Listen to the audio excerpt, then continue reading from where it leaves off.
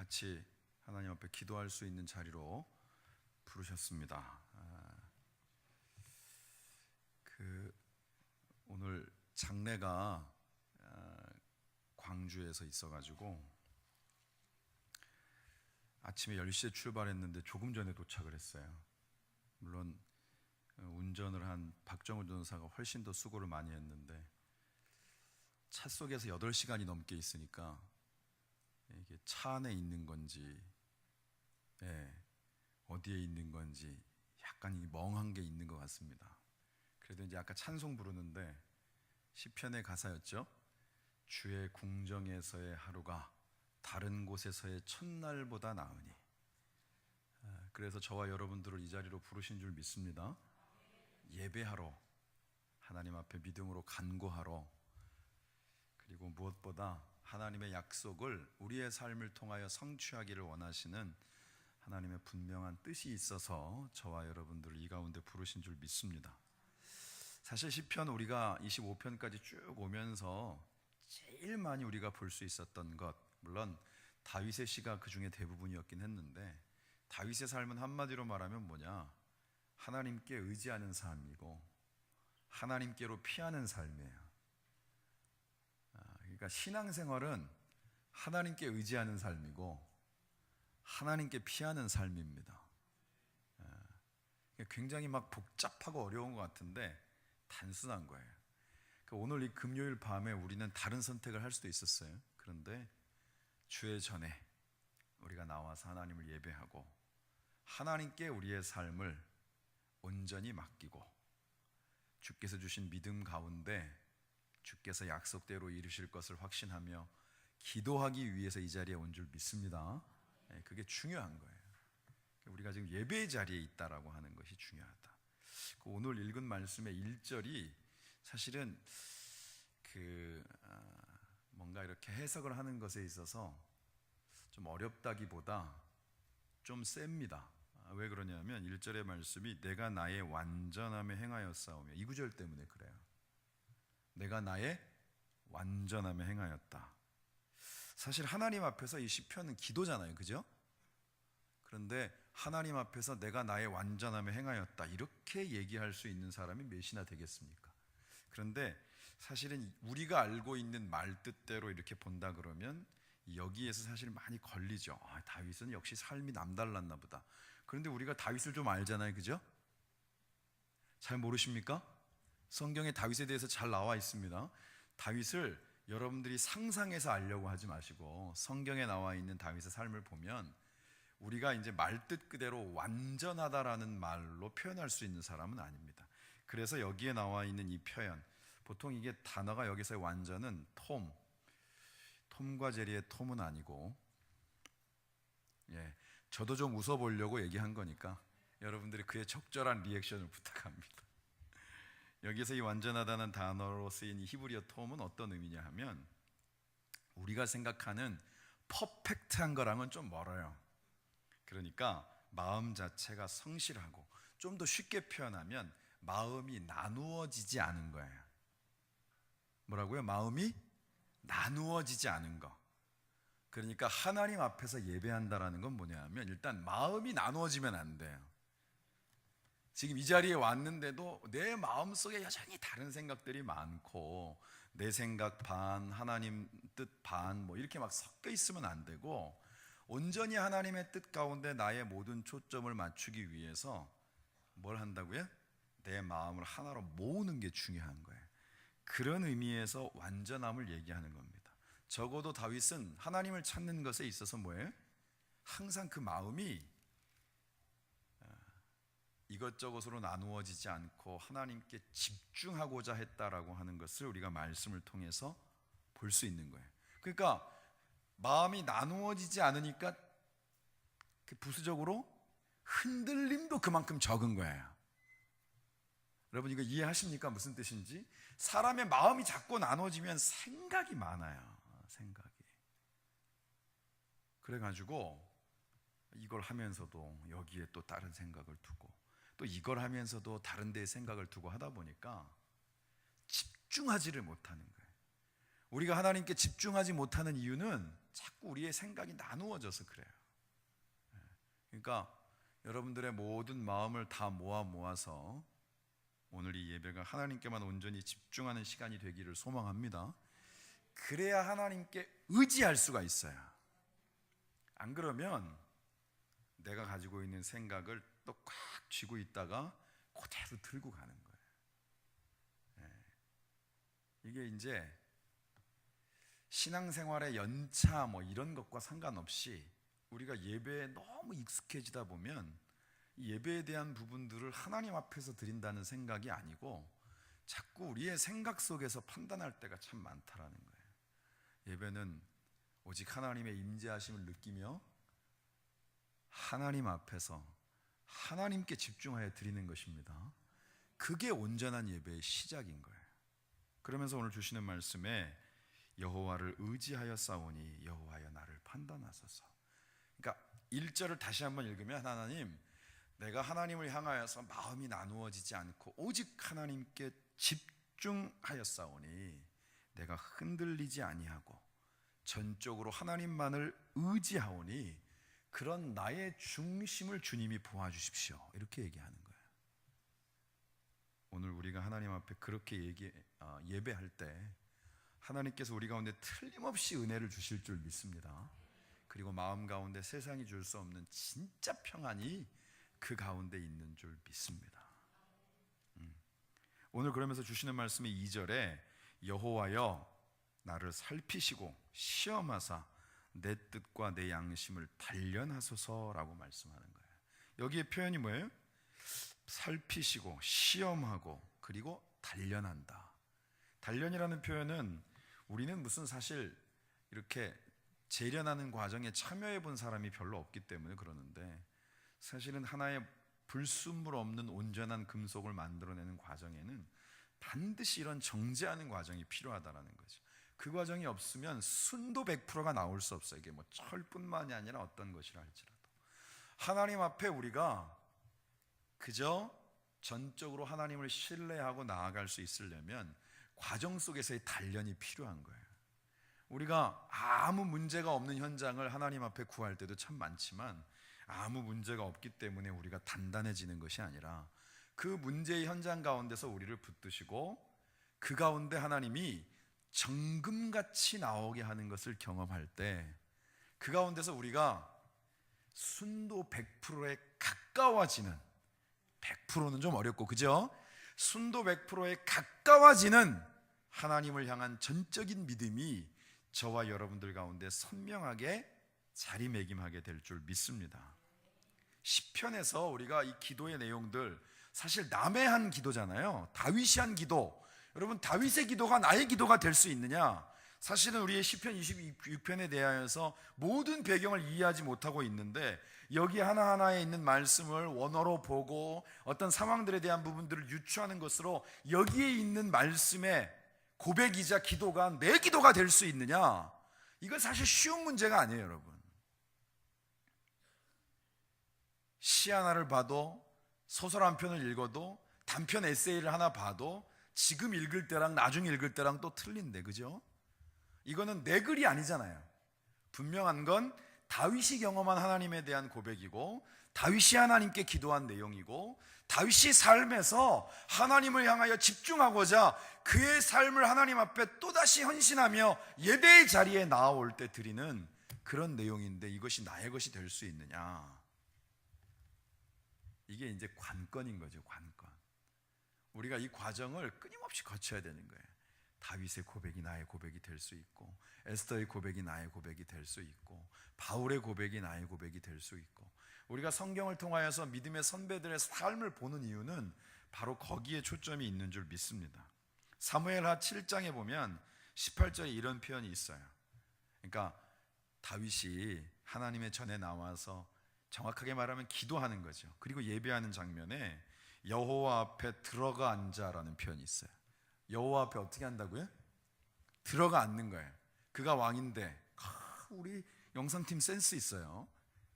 소스를 안 줬는데 바로 찾아가지고 또 이렇게 다윗 왕이 여호와 앞에 들어가 앉아서 이 표현이 얼마나 정감 있습니까? 그죠? 지금 우리는 뭐예요? 하나님 앞에 예배하기 위해서 하나님의 전에 들어와서 앉아 있는 거예요. 그러면 여기에 아까 말씀드린 것처럼 막 잡다한 생각, 내가 삶 속에서 어떻게 살았고 내가 무엇 때문에 힘들었고 이런 것들이 아니라 온전히 하나님께 집중하고 하나님의 음성을 듣고 하나님의 뜻 가운데 거하기 위해서 나라고 하는 존재가 왕의 신분으로 들어와 앉아 있는 게 아니라 그냥 하나님 앞에 예배하는 단독자로 와서 들어가 앉아서 하나님의 음성을 분별하고 하나님의 뜻이 나의 삶 가운데 또 하나의 분명한 기준으로 정확하게 자리매김하도록 나를 헌신하여 드리는 자리가 바로 예배의 자리인 줄 믿습니다. 그러는 과정들을 통해서 순도 100%에 가까워지는 거예요. 가까워지는 거. 우리가 여기서 기도한다라는 건 또 뭐냐? 그러한 하나님의 뜻 가운데 나를 집중하고 그리고 내 기준을 다시 하나님의 기준으로 바꾸는 과정 속에 하나님, 내가 이런 기도 제목을 가지고 있으니까 하나님 아시죠? 그러니까 막 하나님을 설득하려고 하는 게 아니라 하나님의 뜻 가운데 내가 온전히 압도되어지고 하나님의 뜻이 나의 삶을 주관하는 진짜 하나님 앞에 나를 자복하여 드리고 하나님이 나의 삶의 전체가 되어지는 순간이 이 예배를 통하여서 이루어지게 될 때 우리의 기도가 하나님께서 들으시는 기도임과 동시에 하나님의 보좌를 움직이고 하늘 문을 여셔서 우리 가운데 역사하시는 것을 우리가 확신케 되고 이루시는 하나님의 역사를 보게 될 줄 믿습니다. 예배는 하나님과의 온전한 교감이에요. 그게 이루어져야 되고 그것을 방해하는 것들을 그리스도 이름으로 다 물리쳐야 되는 거예요. 물리쳐야 되는 거예요. 그래서 오늘 주시는 말씀의 3절, 주의 인자하심이 내 목전에 있나이다. 내가 주의 진리 중에 행하여. 여기에 인자하심이라는 말은 여러분도 많이 들어봤을 텐데 헤세드라는 단어를 씁니다. 헤세드는 어떤 때 쓰느냐? 한결같은 바뀌지 않으시는, 늘 우리를 향하여서 똑같은 신실하심으로 역사하시는 그 하나님의 성품을 가리키는 거예요. 하나님은 우리가 그때그때 어떤 모습으로 하느냐에 따라서 바뀌시는 분이 아니라는 거죠. 그게 헤세드라는 의미 속에 담겨 있는 거예요. 제가 주일날도 말씀을 나눌 거지만 예수님은 세상의 제자들과 더불어서 제자들이 그 중에 본인을 배반하고 팔아버릴 제자가 있다는 걸 아셨어요? 몰랐어요? 거기에 있던 제자들, 예수님이 붙잡혀갈 때 다 도망가고 옷도 못 챙겨 입고 도망갈 걸 아셨어요? 모르셨어요? 아셨어요. 그리고 마지막까지 칼 빼들며 대항했던 베드로조차 예수님을 부인하며 저주할 것을 아셨어요? 모르셨어요? 여러분 같으면 그걸 다 알고 그 제자들하고 무려 3년 동안이나 같이 다닐 수 있겠습니까? 전 못합니다. 여러분은 그게 가능합니까? 어떻게 뻔히 알고 그럴 수 있습니까? 내 가까이 있던 사람 중에 어떤 상황 가운데서 마음 가운데 조그만 불편함이 생겨도 뒤통수 맞았다고 그러는데 자신을 팔 것도 아시고 저주할 것도 아시고 심지어는 뒤도 돌아보지 않고 도망갈 것도 다 아시는데 그 제자들과 함께 하신 분이 예수님이신 거예요. 예수님은 다 아셨어요. 다. 그럼에도 다시금 그들을 찾아가시고 디베랴 바닷가에서 베드로를 만나주시고, 그러니까 원래부터 예수님의 기대치가 우리의 인간됨됨이나 인격하고는 너무 먼 거예요. 여러분, 우리는 또 나름대로 생각할 때 누구보다 내가 낫다. 제자들도 그랬잖아요. 그죠? 우리는 그런 생각을 하지만 주님은 다 아시는 거예요. 우리가 그렇게 대단한 존재가 아니라는 것을. 근데 그럼에도 불구하고 우리를 사랑하셨고, 그럼에도 불구하고 본인이 기꺼이 십자가를 감당하셨고, 그럼에도 불구하고 우리를 사랑하셔서 우리의 삶 가운데 하나님을 아버지라 부르며 예배할 수 있는 이런 말도 안 되는 은혜를 허락하신 분이 바로 우리 예수님이신 줄 믿습니다. 지금 우리가 그분 앞에 나와 있는 거예요. 근데 그분 앞에 뭘 이렇게 내세울 수 있겠습니까? 사실 여기에 그 주의 인자하심이 한결같은 은혜가 바뀌지 않는 사랑이 나의 목전에 있기에 내가 주의 진리 중에, 여기에 이 진리라는 표현 자체가 물론 여기서 이 에메트라고 한 단어는 소극적인 의미로는 말씀을 얘기하는 것이고 하나님의 분명한 뜻이 이 안에 담겨 있는 거예요.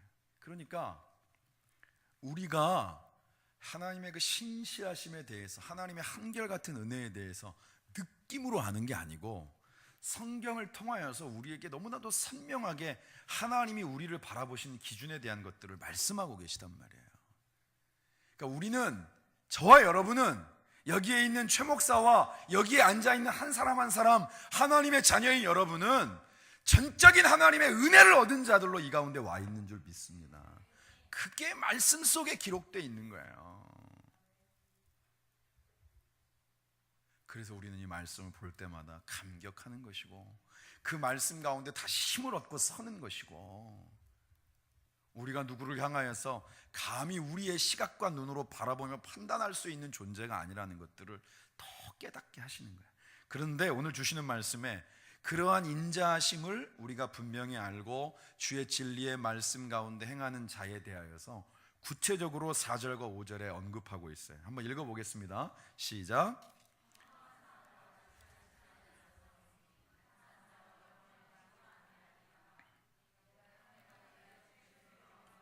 악한 자와 같이 앉지 아니하리다. 아멘. 그러니까 하나님의 인자하심을 경험하고 그리고 하나님의 분명한 기준이 되어지는 말씀과 진리 가운데 거하는 자들은 허망한 사람과 같이 앉지 아니한다라는 거예요. 그리고 간사한 자와 동행하지 않는다는 거예요. 여러분, 우리가 시편 1편의 말씀 아시죠? 복 있는 사람은 어떻게 한다고요? 악인의 꾀를 좇지 아니하고 죄인의 길에 서지 아니하고 오만한 자의 자리에 앉지 아니한다 그랬단 말이에요. 이게 뭐죠?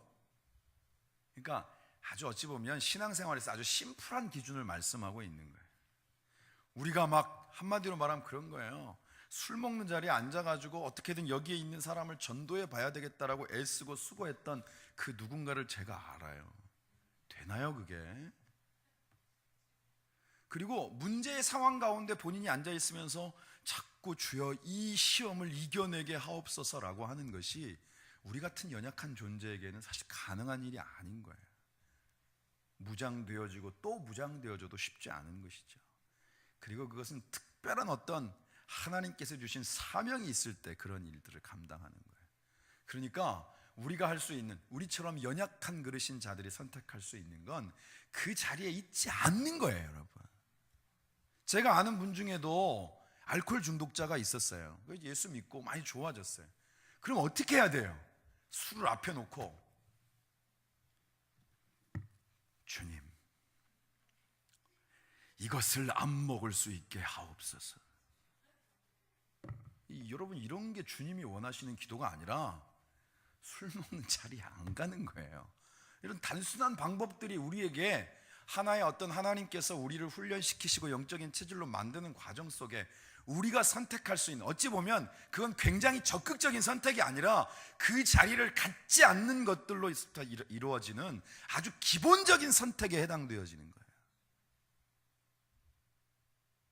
우리가 여러분 이 자리에 오늘 예배하러 나왔고 기도하러 나왔어요. 만약에 우리가 예배의 자리에 있지 않고 기도의 자리에 없었으면 지금 이 순간에 뭘 했을까요? 여러분, 저도 이번에 축구를 다 봤습니다. 안 봐야지, 그럴 거야. 1차전을 딱 보고 너무 마음에 실망이 돼서 2차전은 그냥 결과만 봐야지. 근데 또 어느 사이인가 응원을 하고 있는 거예요. 역시 이만큼인가 보다. 그리고 마지막 3차전 했을 때 그래 뭐 그래도 전반전은 보고 자야지. 그런데 최종적인 결론은 우리 아들과 부둥켜 안고 울 뻔했어요. 막 가만히 생각을 해보는 거예요, 제가. 그러니까 즐거움으로 했고 기꺼이 했고, 그런데 여러분 거기에서 막 어마어마하게 막 하나님을 생각하고 막 하나님 감사합니다. 목사니까 이랬어야 되는데 그러질 않고 여전히 들떠있는 마음들, 그게 그냥 솔직하게 제 모습이더라고요. 왜 그 말씀을 드리느냐, 우리의 일상 속에 오늘 우리가 보고 있는 다윗의 시편처럼, 그가 얘기하는 것처럼 나의 완전함, 그 마음이 나누어지지 않고 하나님께만 집중한다라고 하는 삶이, 여러분 그렇게 쉬우면 다윗의 인생이 그렇게 파란만장했겠습니까? 다윗의 평가가 성경은 하나님의 마음에 합한 사람이라고 돼 있어요. 그런데 그 평가를 듣기까지의 그 과정이라고 하는 부분들은 수없이 많은 영적 싸움들이 있었고, 그리고 선줄로 생각했더니 또 넘어졌고, 그리고 본인의 의지대로 행하였을 때 하나님의 뜻이 아닌 선택들이 많았고, 그래서 정말 가슴 속에서 피눈물을 흘려야 되는 일들이 그 인생 가운데 얼마나 많았는지 몰라요. 오늘 우리가 하나님 앞에 이렇게 예배한다라고 하는 부분들은 우리가 기꺼이 하나님이 원하시는 선택을 할 수 있는 것이 우리의 가장 기본적인, 그러니까 우리가 뭔가 이걸 막 어마어마한 일을 하는 것이다라고 생각하는 게 아니라, 이 땅 가운데서 하나님께 집중하고 하나님의 역사하심을 경험하고 하나님의 분명한 증거의 삶을 살아가는 출발은, 우리의 마음이 나누어지지 않고 하나님께 집중할 수 있는 출발은, 어찌 보면 너무 당연한 것 같은 선택들을 우리가 뒤로 미루고 많은 생각 속에서 판단하면서 나중으로 미루어야 될 일들이 아니라, 바로 오늘 우리에게 주어진 시간 속에서 있어야만 되는 하나님이 우리에게 요구하시는 것들이라는 거예요. 오늘 그래서 저와 여러분들이 이 자리에 있는 줄 믿습니다. 남들보다 더 많이 예배하는 것을 우리가 마음속에서 막 자부하기 위해 온 게 아니라, 우리는 이렇게 하나님 앞에 매어 달리고 말씀 가운데 서지 않으면 또 흔들릴 수밖에 없는 존재이기 때문에 주님의 뜻과 그 말씀과 그 은혜를 구하는 자리에 저와 여러분들을 부르시고 또 우리가 이 자리에 앉아 있는 줄 믿습니다. 오늘 말씀의 표현에 이런 표현이 있어요. 8절, 여호와여 내가 주께서 계신 집과 주의 영광이 머무는 것을 사랑하오니. 다윗은 원래 주의 전을 좋아했죠. 사실은 제대로 된 성전을 하나님 앞에 지어드리고자 하는 마음이 누구보다 강했던 사람인데, 하나님이 준비만 시키시고 솔로몬한테 시키셨단 말이에요. 그것도 마음속에 그랬어요. 그래도 그것도 좋아했고, 언제나 그 주의 전에 대한 사모함이 있었죠. 우리가 아까 찬송했던 것처럼 주의 전에서의 하루를 늘 꿈꾸며 기도했던, 왜 그랬을까? 그것은 세상으로부터 떠나 있기 위한 것들이 아니라 자신의 삶의 출발로부터 현재까지 이르는 과정 속에 하나님의 인도하심이 아닌 게 하나도 없는데, 여호와는 나의 목자시니 무슨 뜻이에요? 하나서부터 10까지 하나님이 다 챙겨주셨다는 얘기잖아요. 양이 뭘 할 줄 알아요? 양이 이거 말고 아무것도 할 줄 아는 게 없어요. 눈도 나쁘죠, 다리도 숏다리죠, 이빨도 날카롭지 않죠, 목소리도 작아.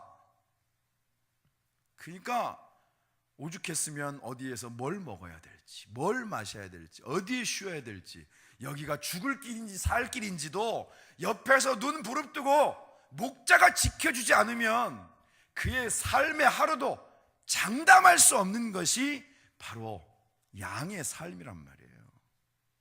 그걸 다윗은 너무 잘 알고 있었어요. 여러분, 생명이라는 말 뜻이 뭐죠? 생명.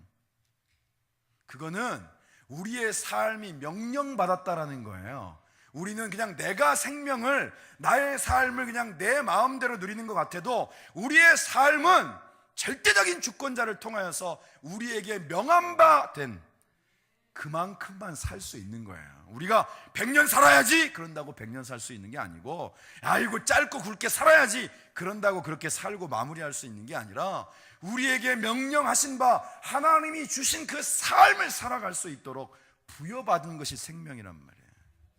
그러니 생명의 주권이 누구에게 있어요? 하나님께 있는 거예요. 맨날 찬송만 생명 주께 있네 이러지 마시고, 우리는 하나님이 허락하시는 동안만 사는 것이고, 그렇기 때문에 그 삶에는 하나님의 분명한 뜻이 있는 것이고, 그 삶을 살아가는 것에 있어서 무엇이 하나님이 원하시는 선택인지 알려면 우리는 하나님과의 이 친밀감을 어떻게 해서든지 유지해야 되는 거란 말이에요. 그러니까 이 시대에 우리가 해야 될 일이 뭐예요? 자꾸 모여야 되는 거예요, 여러분. 여러분들이 집에 있으면서 막 핸드폰 쳐다보고 있는데 막 하나님 생각이 나든가요? 여러분들이 드라마에 푹 빠져서 박서준이한테 빠져 있으면 하나님 생각이 나든가요?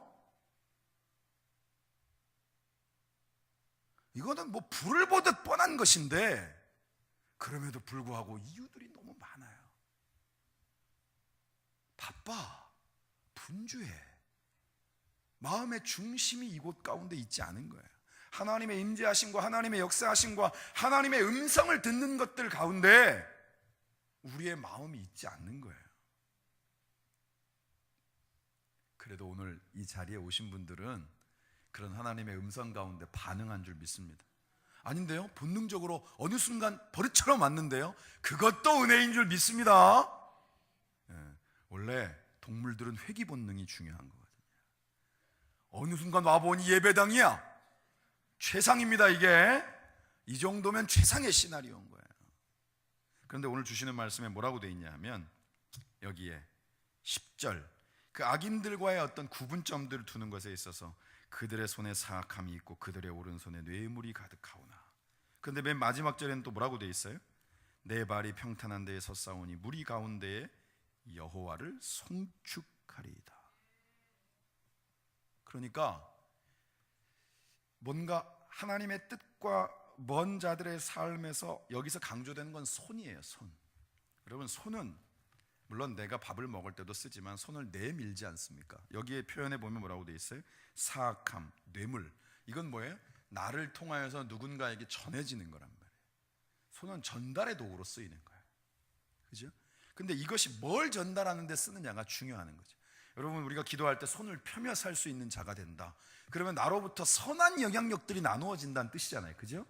물질적인 것이든 아니면 복음에 대한 것이든 우리를 통하여 선한 영향력이 나누어질 때 손을 펴는 거란 말이에요.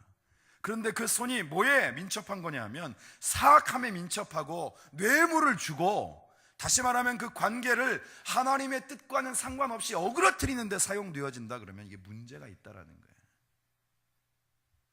우리가 나누는 영향력이 하나님의 뜻 가운데 거하는 자들은 뭐예요? 긍정적인 영향력을 나누는 거예요. 그러니까 우리가 손을 펼 때 그것을 통하여서 누군가 세워지고, 누군가 힘을 얻고, 누군가 소망을 발견하고, 누군가를 일으켜 세울 수 있는 손으로 쓰임받아야 될 줄 믿습니다. 하나님께서 하나님의 자녀들을 다시금 딱 그 하나님과의 관계 속에서 딱 세우실 때 12절 같이 한번 읽어보겠습니다. 시작. 내 발이 평탄한 데에 섰사오니 무리 가운데에서 여호와를 송축하리이다. 아멘. 하나님께서 나의 발을 어디에 세우셨다고요? 평탄한 데에 세우신 거예요. 평탄한 데. 그러니까 흔들림 없는 데 세우셨다는 얘기예요. 자꾸 좌로나 우로나 치우치지 않는 자리에 세우셨다는 얘기예요. 그러니까 여기는 또 발이야. 발이 내가 어디에 서 있느냐, 어떤 공간에 서 있느냐, 무엇을 딛고 서 있느냐가 중요하단 말이에요. 우리의 삶에 있어서 진짜 우리의 삶의 방식을 하나님이 원하시는 방식으로 하나님의 뜻 가운데에서 하나님이 우리의 삶을 이끌어 가실 수 있도록 그 자리에 서 있는 것이 중요한 줄 믿습니다. 여러분들의 발이 엉뚱한 데 가 있으면 안 된단 말이에요. 복음을 전하기 위해서 산을 넘는 자의 발걸음이 되던, 아니면 그 발을 딛고 서 있는 것이 하나님께서 우리를 통하여서 내게 주신 현장으로 자꾸 이제 떠나지 못해서 안달나는 곳이 아니라 하나님께서 나로 하여금 밟게 하신 이 땅을 어떻게 하나님의 약속의 땅으로, 진짜 젖과 꿀이 흐르는 가나안 땅으로, 소망의 땅으로 만들어갈 수 있는지에 대한 사명의 눈을 열 수 있는 자로 하나님께서 저와 여러분들을 이 자리에 세우신 줄 믿습니다. 그게 진짜 예배하는 자를 통해서 나타나는 삶의 모습인 거예요. 예배하는 자는 하나님과의 친밀함을 통하여서 손을 펴는 자가 되게 하시고, 예배하는 자는 그가 서 있고 있는 바로 그 자리가 하나님께서 나를 통해 역사하실 하나님의 역사의 현장이 되어지도록 우리를 통하여 이루실 그 뜻 가운데 기꺼이 쓰임받는 자들로 하나님의 뜻을 물리치지 않고 설 수 있는 그런 진짜 하나님의 나라와 의를 구하는 자로 우리를 세우실 줄 믿습니다. 그러니까 오늘 이 밤에 우리가 기도하는 내용이 뭐여야 되겠어요? 하나님, 다윗의 고백처럼 제가 마음이 나누어지지 않게 하시고 하나님께만 집중하게 하시고 하나님의 뜻이 내 가운데 분명하게 있을 때 내가 좌로나 우로나 치우치지 않고 하나님의 그 인자하심을 경험하고 그 은혜와 구원의 감격들을 알고 있는 자로 우리가 손을 펼 때 그 가운데 악한 것들이 나누어지는 것이 아니라 누군가가 세움을 받고 누군가가 소망을 얻고 누군가가 하나님의 살아계심의 역사를 나보다 더 선명하게 알아서 이 땅 가운데 하나님의 나라와 의를 위하여 내게 주시는 생명, 그 사명에 의해서 주어진 삶 동안에 하나님의 역사를 이루는 통로가 되게 하옵소서. 그렇게 기도하는 저와 여러분들이 되시기를 주님의 이름으로 축원합니다. 여러분, 아무리 힘든 인생도요 사명을 붙잡으면 깨어납니다. 아무리 나의 삶이 지금 막 공고해서 어찌할 바를 모르고 내 한 치 앞을 분별할 수 없는 사람도 사명의 눈을 열면 내가 얼마나 소중한 존재인지 나를 통해 하나님의 하실 역사들이 기대되어지는 거예요. 여기에서 그런 하나님의 뜻과 예외인 사람은 단 한 명도 없습니다. 아멘. 그 확신을 가지고 오늘 이 밤에도 기도하는 저와 여러분들이 되어주시기를 다시 한번 주님의 이름으로 축원합니다.